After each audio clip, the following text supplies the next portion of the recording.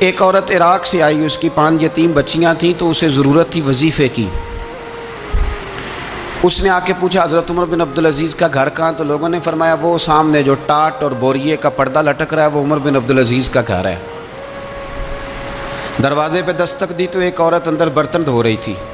پوچھا السلام علیکم، امیر المومنین سے ملنا ہے۔ وہ کہنے لگی اس درخت کی چھاؤں میں بیٹھ جاؤ، ابھی تشریف لاتے ہیں۔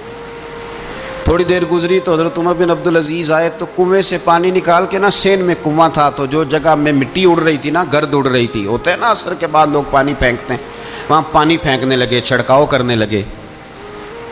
تو تھوڑی تھوڑی باتیں وہ خاتون آپ سے کرنے لگی، تو وہ جو عورت آئی تھی نا، وہ کہنے لگی تم غلام سے باتیں کر رہی ہو، تمہیں پردہ کرنا چاہیے۔ کہنے لگی یہ غلام نہیں، یہ میرے شوہر ہیں، اور یہ امیر المومنین عمر بن عبدالعزیز ہیں۔ کہنے لگی یہ عمر بن عبدالعزیز ہے؟ کہا ہاں یہ عمر بن عبدالعزیز ہے۔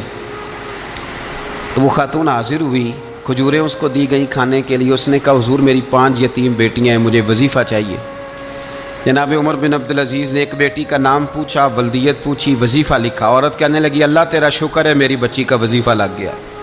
دوسری کا نام پوچھا، ولدیت پوچھی، عمر پوچھی، وظیفہ لگایا۔ اللہ تیرا شکر ہے میری یتیم بچی کا وظیفہ۔ 4 بچیوں کے وظیفے عمر لکھتے رہے، خاتون اللہ کی حمد کرتی رہی۔ 5ویں کا لکھنے لگے تو کہنے لگی میں نے زمانہ بڑا دیکھا ہے، پر عمر بن عبدالعزیز تیری طرح کا بندہ نہیں دیکھا۔ آپ فرمانے لگے اب میں 5ویں کا وظیفہ نہیں لکھتا، 4 کا وظیفہ جا کے گورنر سے منظور کرا لے، اور 4 کو کہنا تھوڑا تھوڑا 5ویں کو بھی دے دے۔ حضور کیوں نہیں لکھتے؟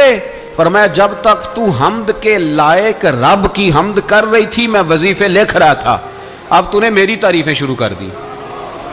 اپنی تعریف پر کیسے وظیفہ لکھوں؟ وہ تو حمد کے لائق ہے، اس کی حمد ہونی چاہیے، لیکن میں اپنی تعریف پر، اپنی خوشامد پر میں نہیں لکھتا۔ جا اللہ تعالیٰ تیری لیے بہتری کرے۔ وہ خاتون کہتی ہے میں وہاں سے آئی، مجھے مہینوں لگ گئے، سفر لمبا تھا، عراق پہنچی تو عراق کے گورنر کو جب میں نے وہ روکا دیا تو ان کی چیخیں نکل گئی، تڑپ کے روئے۔